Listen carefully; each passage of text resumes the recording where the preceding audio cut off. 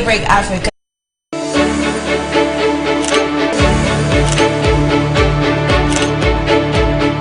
Daybreak Africa is your one-stop top-notch breakfast show that brings you all the interesting stories happening in and around Africa. Because we have all the morning essentials, including the latest news, sports, weather, and events. And of course, the people. Daybreak Africa on Television Nigerian. Weekdays, 9 a.m. to 10 a.m.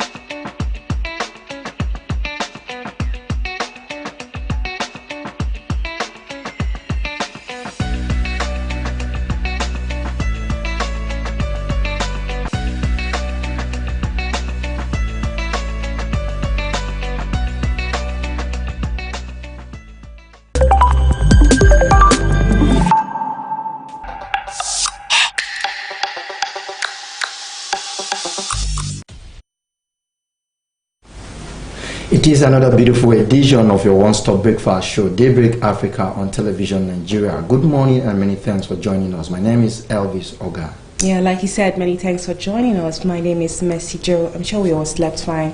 True, we did.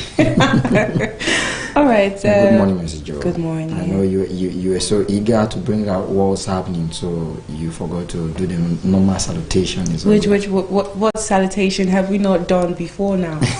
We have to make it official. All right. That's by the way. Nigeria recorded 663 new cases yesterday, out of the 1,420 cases that was recorded yesterday, as stated by the NCDC. Total cases in Nigeria now stands at 14,464 cases. Discharges 4,206. While deaths 365. You know, there was a particular time where we recorded about 300 cases in a day, and we were thinking that would be at the highest. And then just before I slept last night, I saw over 600 cases. I was surprised. It was quite shocking.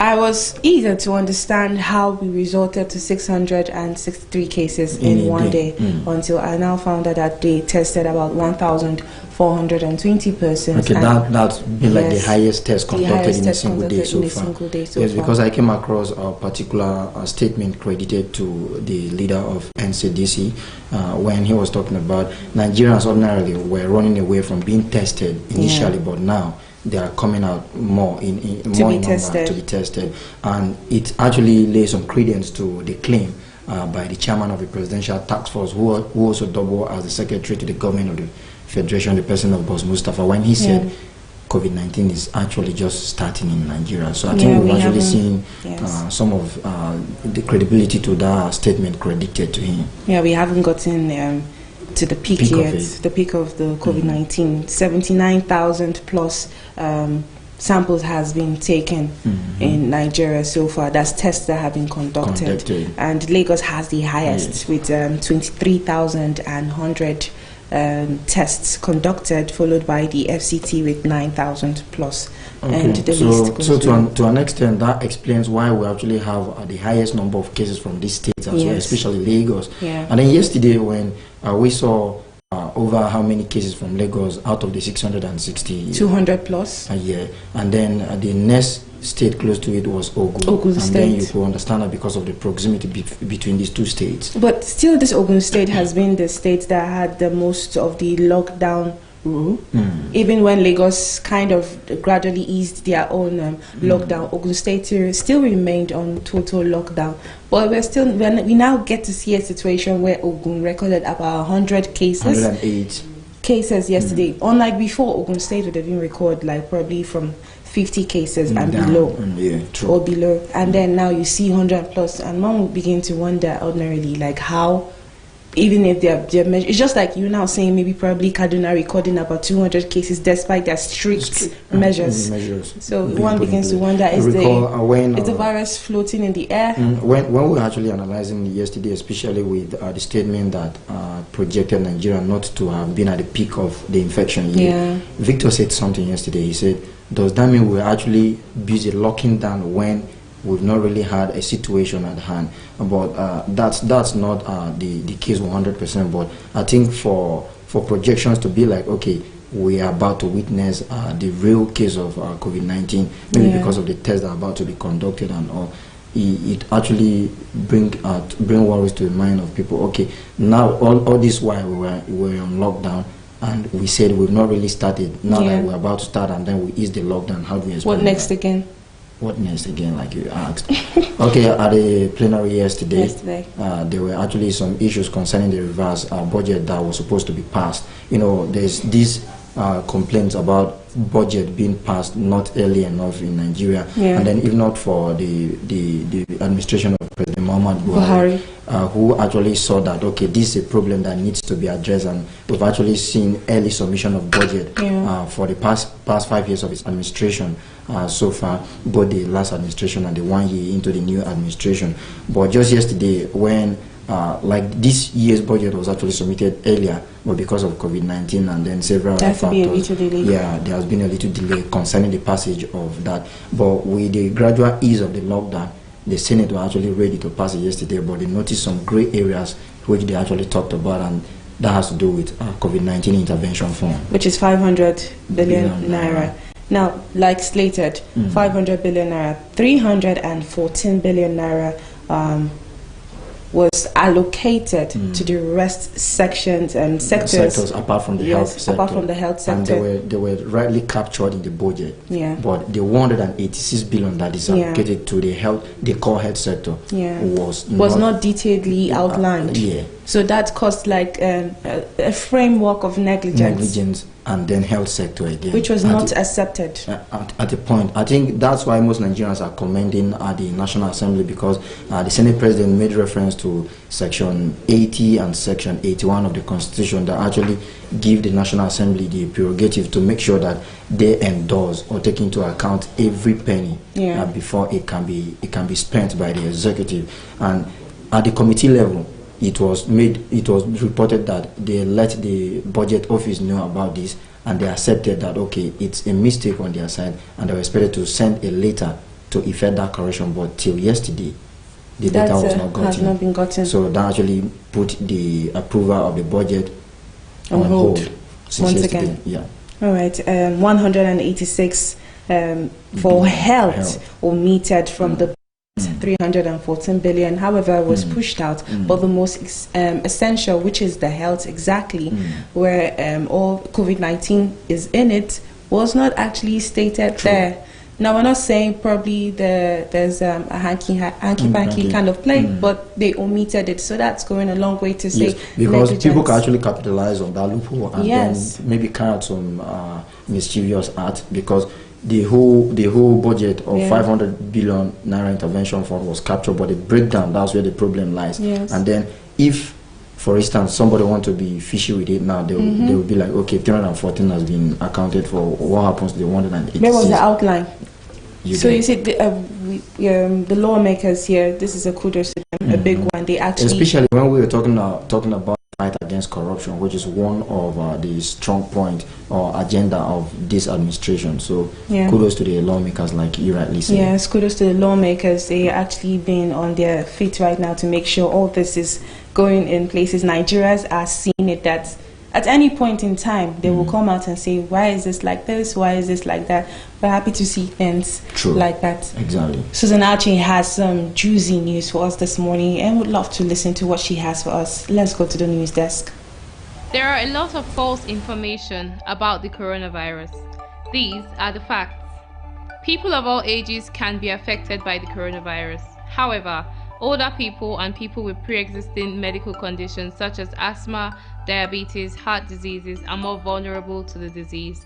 It is not for old people alone. Gargling salt and warm water or chewing garlic and ginger cannot prevent the virus. Drinking alcohol, hot lemon, palm oil or chloroquine will not kill the virus. The virus cannot be transmitted through mosquito bites. Antibiotics do not work against the viruses. Antibiotics work only against bacteria. Boiling pineapple peels, lime and ginger does not kill the virus. Putting raw onions in rooms will not ward off the virus. Using or spraying Dettol, special oils, and water all over your body cannot kill the virus.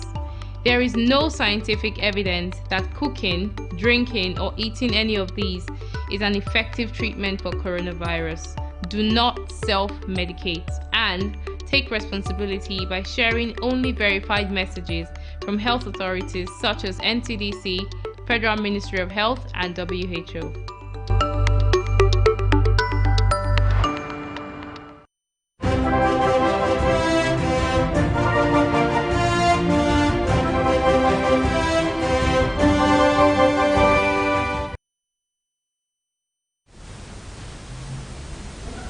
Good morning and welcome to AM News. I am Susan Achin.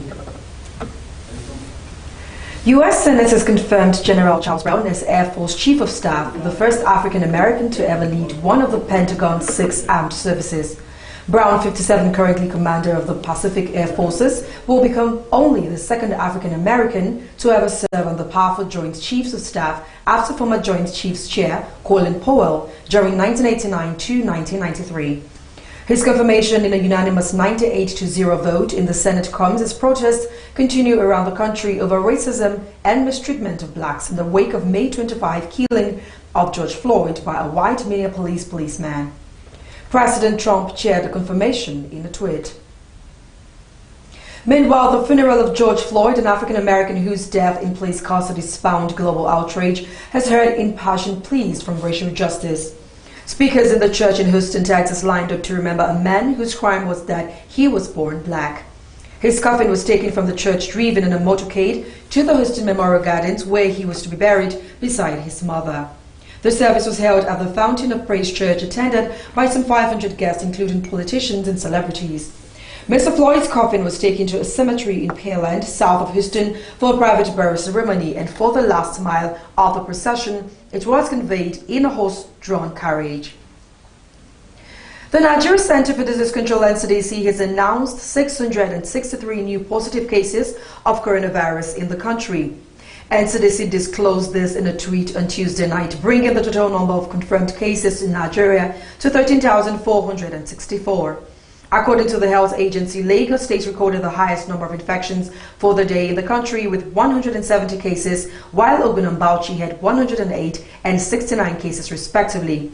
However, 22 other states and the FCT also recorded new number of cases. Of the number of positive cases in Nigeria so far, 4,206 persons have fully recovered and have been discharged, while 365 persons have died. The federal government has agreed to pay 2 months' hazard allowance to health workers in the front line battling the COVID-19 pandemic. The Minister for Labour and Employment, Dr. Chris Ngige, confirmed these on Tuesday at a meeting between representatives of the government and health professional associations in Abuja. He gave the assurance that the hazard allowance for the months of April and May will be paid before Friday, June 12th. Ngige said that the urgent approval granted by President Muhammadu Buhari was an appreciation of the efforts of the health workers risking their lives on the front line in the fight against COVID-19. President Muhammadu Buhari has expressed his profound grief and sadness over the death of Burundi's President Pierre Nkurunziza. In a series of tweets on Tuesday, Buhari described Nkurunziza as a true patriot that steered the country through turbulent times with wisdom and foresight. An evangelical who believed he was chosen by God to rule the East African nation, Nkurunziza came to power in 2005 when he was selected by Parliament. His controversial and ultimately successful bid for a third term in 2015 plunged the country into crisis. His death comes on the heels of elections on May 20, in which his hand-picked successor, Everett Ndiyishime, secured a 7-year term as president, a result confirmed by the Constitutional Court last Thursday. And onto the entertainment scene, a video surfaced yesterday on Twitter that showed a group of British individuals dancing their hearts out to Burna Boy's Ye in the middle of a protest. One could literally see the protest outfit, placards and Pan-African flags in people's hands as they took turns dancing in a created circle bordered by people before the event got rowdy. Ye is a social-politically charged song about the attitude of Nigerians to life's struggles and governmental upheavals. Meanwhile, Nollywood actress Tonto Dike celebrated her 35th birthday yesterday, June 9. The actress revealed that she had received 2 car gifts on her special day, bringing her garage collection to 6 cars. And that's it on AM News. I am Susan Achin. Good morning, Susan. Good morning, Elvis. Good morning, Susan. Good morning, Mercy. Well, I would love to be like Tonto and much older. Seriously. I know that MG Messenger actually saw some of the news and she knew that they were actually very juicy. Yeah. Yes. Those were her exact words. Juicy. And they're actually juicy. Okay, Tonto DK receiving a 2-car gift. Yeah. I just wish we could know which people gave her that. Her friend. I know that one. The second one was given by a girlfriend of hers. Wow. I don't know about the first, but she was. I saw the video where she was like, "This is my 2nd car gift. I have 6 cars now." Oh. You know, Tonto Dike can brag very well. I'm telling you. I was just thinking that it was her fans that actually did that. You recall what's been happening with people that attended a Big Brother Nigeria. Yes. That their fans have been giving that heavy competition of making sure that They, people that are fans. it's more like a Even competition, Alex said lots of them. I've gotten So car gifts. that same yesterday, we have a whole lot of celebrities that celebrated their birthday. The band actually did as well. The band, yes, and I think Sophia Momuju. Yeah. So June has so many. Yes, so many birthdays. birthdays. The video of British people dancing to Burna Boy's Ye. That I watched the video. And seriously, that was a very interesting one. I really don't know how that came to Ordinarily, be. one may begin to wonder what's the rationale behind protesters picking that song. But Yes, like you rightly said yeah. in the news, it's the politically socio-political, socio-political song. child Talk song. about the attitude of people towards work and then the treatment of government officials Yes. towards the people. talking So about you our can- artists bringing Yeah, in songs that are very relatable to Yes, circumstances and that makes, around. Yeah, that makes very, sense. very right, and that makes a lot of sense. Seeing that kind of song will be played, and it seemed to have lightened Yeah. the mood. They took turns to dance in circles, one after the other. And I was surprised, British guys dancing to Ye, having so much fun. No, Yeah, imagine the smile on Burna Boy's Seriously, face someone now. said this goes along with to show that Burna Boy is no jokes. Okay, let's leave it at that. All right. On a very sad note, Burundi's immediate past president just passed on. Yes. Yeah. I mean, it's a very sad one, seeing that he was surging. Reports have it that he had cardiac arrest and dying at a very young age, as 55. We know what 55 Quite young. means in this part of the world. it's It's quite quite young, and it's quite unfortunate because he was actually a strong force in the Burundian government. True. And a lot of he has track record when it comes to his political achievements and all that. So it was really shocking because we woke up to the news this Yeah, morning. you said Quite something shocking about handing because- over. Yeah, Yes, all along, successor the last news that everybody would be expecting from Burundi now is just about the elections. Exactly. And the long-standing Issues that have been. areas concerning you know. the elections. Recall that you talked about him making a move for a top-term agenda and Yes. brought the nation into Yes, crisis. a lot of crisis and issues have been going on politically in Burundi, and he actually handpicked his successor. Last week and handed over to him, and then this is coming at this. His death is just coming at this time. It's very sad. Yeah, sure. The entire continent of Africa and even the world over is in Rest deep shock. in peace But to the Rest great in African peace to him. patriot, and our heart is with the family. of course, Yeah. yes. It's a good news that the federal government has agreed to pay health workers had an allowance for 2 months. Yes, and well, anyways, that will come as a celebratory gift on the June 12th because that's our democracy Yes. day. But it's very. I really want to use the word unfortunate that this will even be an issue. You know that doctors actually threatened strike action. I wanted to June Yes, 3rd, June yeah, 19th. and then we saw that the speaker, Femi Gbajabiamila, had to call them to order, to try to see how he could salvage the situation. But this promise, I hope it is fulfilled because I was speaking with a relation of mine who is actually a frontliner, a health worker, and she was saying, they promised to pay this money and we're not hearing anything anymore and we're not sure it's coming, and to think that she has kids and will go to work every other day to work and risk her life at the expense of her family. And she's just an example, you know, of several other people, several other health. No reward. Yes, and then hazard allowance should not even be something, should not even be a matter of discussion. We shouldn't even be going by now. I this mean, way, we know how much we need these people and how much they have worked in this very critical time. It's a right time. for these workers, and they're entitled to it. It's their entitled. It's like their reward for all their work. So exactly. why shouldn't they be given? I see no reasons why, but they have come out to say this one, and fingers crossed, we're going to be watching out to be sure that this is done. I hope that we hear that they've actually been paid by June 12th. For the want of time, Susan, I would like to thank you so much for those amazing. Yeah, very sad because I was having a great time. But anyway, some more news across Africa. Stay with us. Welcome to News Across Africa on Daybreak Africa. Dozens in Kenya's capital Nairobi held peaceful demonstrations on Monday against police brutality. Marching through Matare slums, the demonstrators demanded justice for the victims of extrajudicial killings. According to Kenya's Independent Policing Oversight Authority, at least 15 people have been killed by the police since authorities imposed a coronavirus curfew in late March. Rebecca, a protester, underlined the necessity of the march, saying it is important to stand in solidarity with victims of police brutality, both locally and globally, and it's atrocious.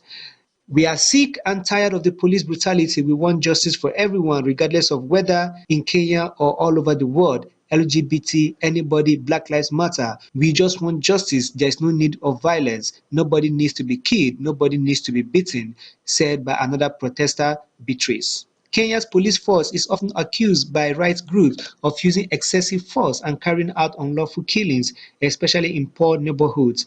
Before the coronavirus pandemic, Human Rights Watch documented 8 cases of police killing in less than 2 months. Residents of the Libyan capital Tripoli celebrated defeat of rebel group aligned to Khalifa Haftar's Eastern Forces. Forces loyal to Libya's UN-recognized government overrun Haftar's last western stronghold following a 14-month assault on Tripoli. They are celebrating the victories in Tripoli. The children are here, and there are a lot of people. Despite everything, we persisted and achieved victory, and we will keep on doing so. After a series of military victories by forces loyal to the Tripoli's UN-recognized government, Haftar backed a ceasefire starting Monday, Egypt's president announced after talks in Cairo. The Turkish-backed government of National Accord, based in Tripoli, has in recent weeks retaken all remaining outposts of western Libya from pro-Haftar loyalists who had sought to capture the capital in a 14-month offensive. Dozens of anti-racism protesters in Ghana's capital, Accra, held a vigil Saturday following the death of George Floyd. The unarmed black man, George Floyd, died after a Minneapolis officer knelt on his neck for more than 8 minutes. But the peaceful gathering turned into a protest when the police arrested the group's leader, Ernesto Yeboah. He has since been released on bail. Ernesto Yeboah is a leader of a political group known as Economic Fighters League. In our generation, we have the mandate to bring about economic freedom in our lifetime.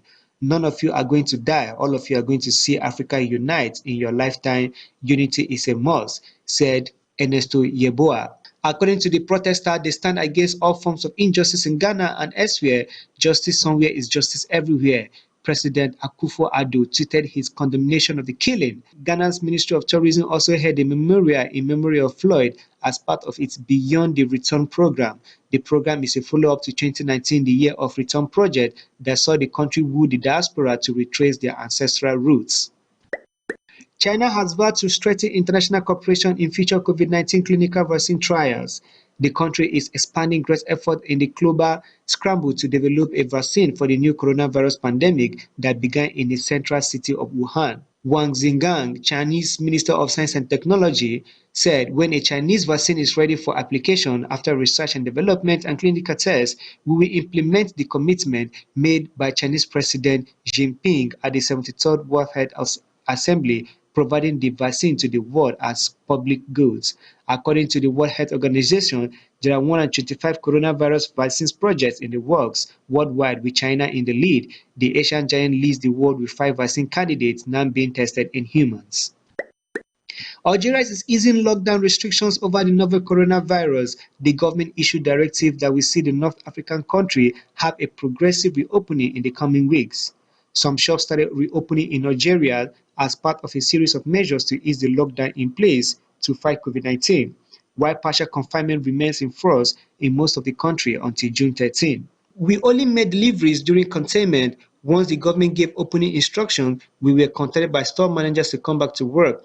We arrived at 8 a.m. to open at 11 a.m., which allowed us to prepare, as you saw at the entrance, with hand sanitizer. And that is the much we have for you on News Across Africa. Daybreak Africa will continue shortly. Africa, Africa.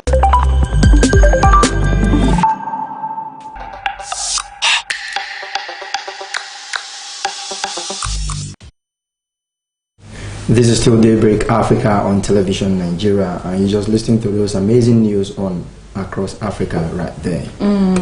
Amazing news across Africa. Lots and lots of news. Yes. All right. There's this video that came online. I would term him as Professor Okun. He came out with some strong terminologies. I can't imagine what that video is all about. I've actually seen it before, and it's about a press conference. Yeah, it's from the Niger Delta region. But there's some, like you said, some strong terminologies used there. Yes. Okay. So we pray it's quite understanding to you. But let's listen to the video, or let's watch the video.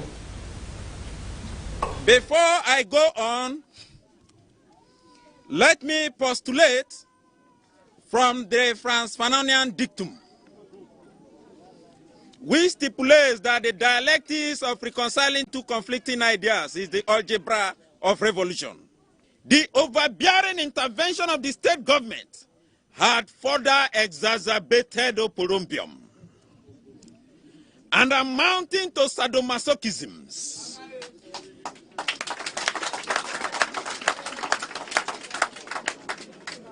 Acrimony and chaos in our community.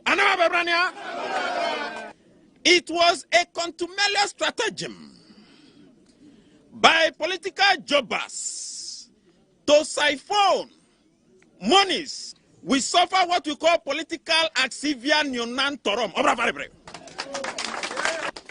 Conclusively, we are a microcosm of the issues in the Niger Delta in the macrocosm. Today, we as a people are stating, Voxe Populi, Voxe Dei.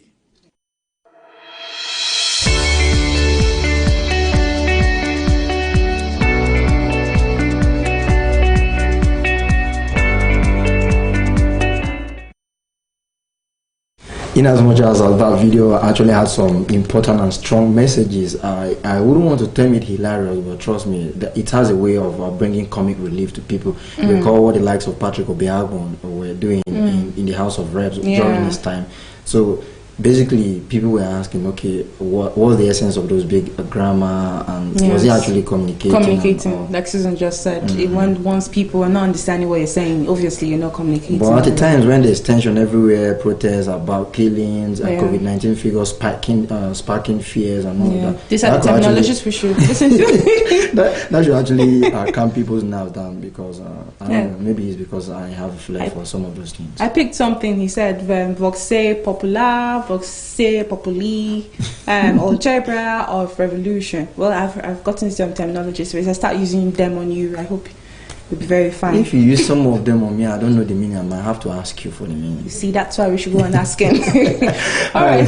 That's by the way. Now let's take a look at some newspaper headlines from our newspaper review segment, and we'll be beginning with The Nation newspaper, which happens to be the first national daily we have here. Above the nameplate, we have headlines like Nigeria records highest COVID-19 cases. NCDC announces 663. That story is on the page 5 of The Nation newspaper. And then Nimasa, pirates working with foreign allies. UN hails agency and Navy. You can find that story on the page 3 of The Nation newspaper. Estimated billing, NERC, that is National Electricity Regulation Commission, to punish ECO, Ikeja, Discos and others. You can check that story out on the page 25 of The Nation newspaper. And the banner headline we have from that publication says, Lagos APC bans mandate Justice Forum, other groups. Edo 2020, Obaseki, Izeyamu, others face screening panel. That is on the page 3 page 8 rather of the Nation newspaper, and that happens to be the pictured story. So if you want to get the details of these stories I just brought your way, do well by picking a copy of the Nation newspaper. Alright, so let's take a look at the Daily Trust newspaper. The big headline: Boko Haram kills 69 people in Borno village. That's on page 6 of the Daily Trust newspaper.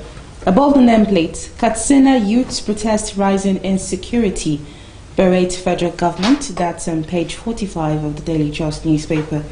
Beside that, 500 female lawmakers, activists, professionals call for castration of rapists. We've been on and on about the castration of rapists has been the verdict. That's on page 44. You can read more on that. Still beside that story, how migration to online training sustained my business. Very capturing headline there, story. Yeah. So you might want to get the paper to get more insight, probably learn one or two from that. Below the picture nameplate, revised budget suffers setback in Senate. That's on page 3. That was more like our concern for the day from the beginning of the program. Beside that, disquiet in Lagos APC as Tinubu dissolves all political groups. That's on page 24 of the Daily Trust newspaper. And I'll take this last one. COVID-19, most significant crisis after World War II, Professor Bande says. You know, when at the beginning of COVID-19 issue, so many people concerning some of this controversy that surrounded COVID-19, some people even terming it at World War III. Some termed it like a nuclear weapon. Yeah, nuclear one. Okay, now let's go straight to Daily Times to see headlines are from that national daily. El Rufai opens up Kaduna, gives guidelines. Umahi, others journalists, security operatives to undergo COVID-19 test. Ekiti threatens to reimpose total lockdown. And then the banner story or the banner headline we have from the Daily Times says, no going back on executive order number 10. That is coming from the federal government, and that story is on the page 2 of the Daily Times. Says it will work with governors on modalities for effective implementation of order. Then from the Senate yesterday, we have a story from the Daily Times that talked about something that happened, bill to tackle erosion in Southeast. These are some of the interesting stories or headlines we have from the Daily Times. For details of them, you can pick a copy of the Daily Times. All right, for the Guardian newspaper, the big headline there: confusion over bid rounds for 57 oil fields. DPR assures investors of fairness. Niger Delta demands right of first refusal. Below the nameplate, refugee crisis in Nigeria, Cameroon, 8 others world's most neglected. That's on page 3 of the Guardian newspaper. Beside that, Lawal, the cries diversion of ecological funds. El Rufai urges proper management. That's on page 3 of the Guardian newspaper. Still beside that, again, Bajabia Miela opposes estimated billing for electricity consumers. You can get that on page 4 of the Guardian newspaper. Above the nameplate, Senate steps down 10.509 trillion naira revised 2020 budget. You can get all of that on the Guardian newspaper. And now from the Nigerian Tribune, Senate to probe a BPE over non-performance of paper mills. That is on the page 31 of the Nigerian Tribune. Budget 2020, federal government earmarks 20 billion naira for doctors' hazard allowance. You can check out that story on the page 3 of the Nigerian Tribune. Heritage Bank Adukia Gold to boost Nigerians' gold potential reserve. That is coming from federal government, and that story is on the page 25 of that national daily. And then the story with a big banner headline is about Edo APC factions fight over Obaseki's gazette. Oshomole inaugurate screening committee, says party must avoid Bielsa scenario. INEC affirms direct primary for APC. You can see that story on the page 3 of the Nigerian Tribune, and several other interesting headlines that time will not permit us to take, but do well by picking a copy of the Nigerian Tribune if you want to check out some of the stories.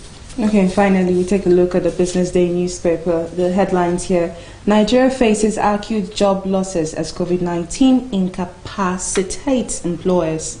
Unemployment rate may reach 40 to 45% by end 2020, says LCCCL. That's on page 31 of the Business Day newspaper.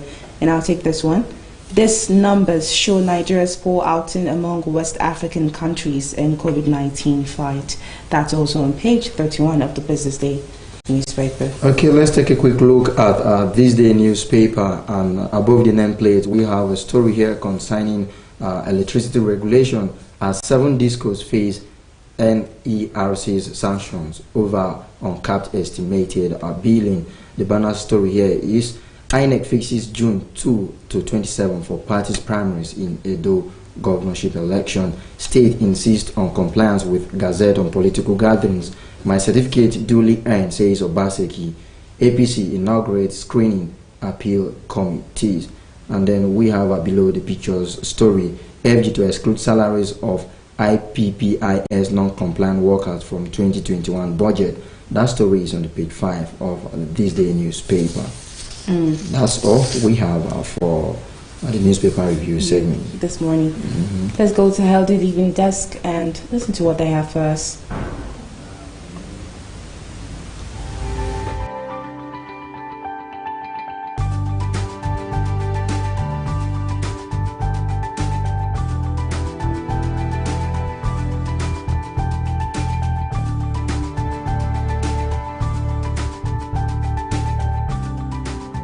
Thanks for joining us on Healthy Living on Daybreak Africa. And today we shall be discussing on the causes of bad breath. Bad breath is a common problem that can cause significant psychological distress. There are a number of potential causes and treatment available. Anyone can suffer from bad breath. It is estimated that 1 in 4 people have had bad breath on a regular basis. Halitosis is the third most common reason that people seek dental care after tooth decay and gum diseases. Simple home remedies and lifestyle changes such as improved dental hygiene and quitting smoking can often remove the issue. If bad breath persists, however, it is advisable to visit a doctor to check for underlying causes. There are some treatments for bad breath. It is recommended that individuals visit the dentist for a checkup and cleaning twice a year. The dentist may recommend a toothpaste that includes an antibacterial agent or antibacterial mouthwash.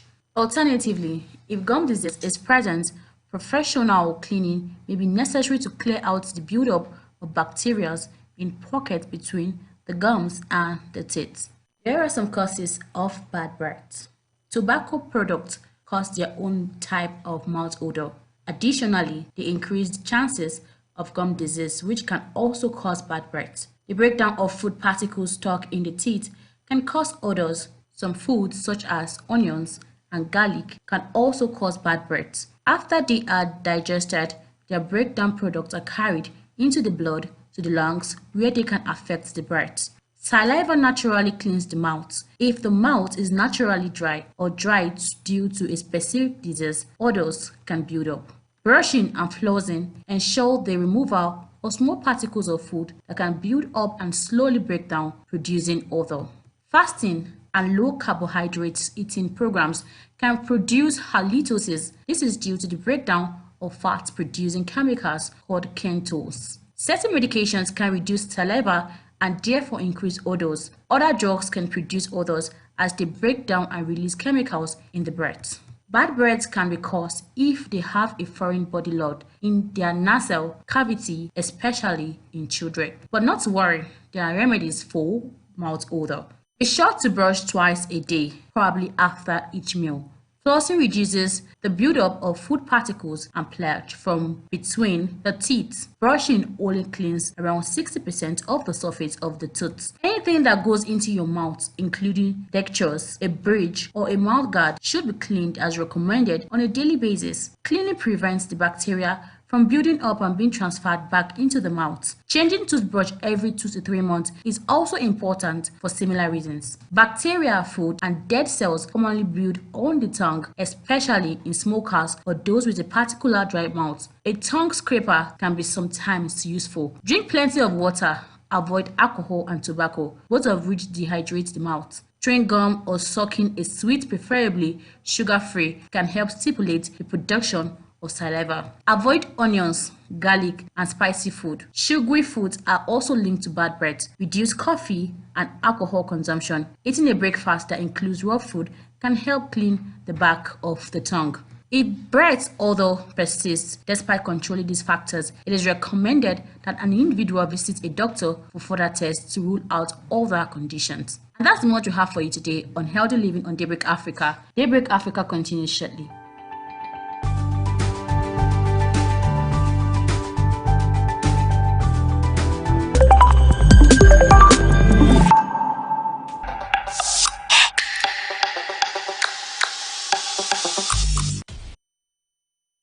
A very sensitive topic right there from our Healthy Living desk, causes of bad breath. Yeah. And I actually watched a video more like a teaser sometimes. Somebody was asking, can you tell your partner if her mouth or his mouth is smelling, or if he or she is having a mouth odor? Can you tell him or her? Don't be putting people on spotlight. All I know is that brush your teeth twice a day, probably after any meal or eating anything. You should probably just try to put water in your mouth and just squash off.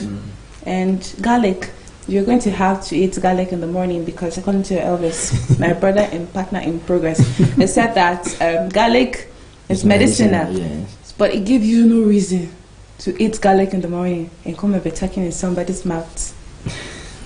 All right, it's been a nice time here on Daybreak Africa. I hope you enjoyed yourself with us this morning. Many thanks for watching us. My name is Mercy Joe. And my name is Elvis Oga. Many thanks for being part of the program for today. Let's do this again tomorrow, same time, same place. Yeah, we'll be leaving you with amazing Africa. 25. Africa is home to the world's largest living land animal, the African elephant. 24. It's also home to the world's tallest animal, the giraffe. 23. Africa and Europe are separated by barely 14 kilometers, and there has been some talk about building the world's longest bridge. 22. 40% of kids between the age of 5 and 14 are involved in child labor. 21. On average, people have to walk roughly 4 kilometers to collect water. 20. The water they collect is rarely drinkable though, and must be boiled before consumption. 19. 96 elephants are killed every day on the continent. 18. The deadliest animal on the continent, the one that is responsible for the most human deaths, is the hippopotamus. 17. According to the Guinness Book of World Records, Zimbabwe is the country with the most official languages at 16. Yes, I know that other countries could be said to have more, but this also depends on how you define a language versus a dialect. 16. There's actually a beer brewed from bananas in some countries. 15. Almost half of the gold ever mined on Earth has come from one small place, Witwatersrand, South Africa. 14. Between 1530 and 1780, nearly 1.5 million Europeans were sold into slavery in North Africa during what became known as the Barbary slave trade. 13. Lesotho is the only country on Earth that has no territory below 1,000 meters above sea level. 12. Facebook has 100 million users in Africa. 11. The official title of Idi Amin, the Ugandan dictator, was His Excellency President for Life Field Marshal Alhaji Dr. Idi Amin Dada, VC DSO MC, Lord of all the beasts of the earth and fishes of the sea, and conqueror of the British Empire in Africa in general and Uganda in particular. 10. In 2010, Ghana banned the sale of second-hand underwear. 9. The San people of southern Africa still use the same tools that were recently found in a cave. The tools were estimated to be 44,000 years old. 8.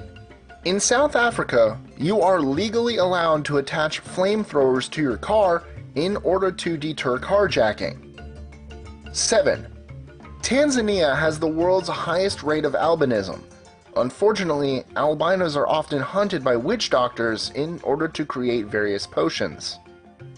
6. Gracia Machel is the only woman to have ever been First Lady of 2 different countries, Mozambique and South Africa. 5. More people speak French in Africa than in France. 4. Spain has 2 enclaves in Africa. They are Melilla and Ceuta. 3. According to Pew Research, by 2050, roughly 38% of the world's Christians will live in sub-Saharan Africa. 2. Most of the fastest runners in the world come from a single tribe in Kenya known as the Kalenjins. 1. Women of the Mercy tribe wear lip plates that can be up to 12 centimeters or 5 inches in diameter.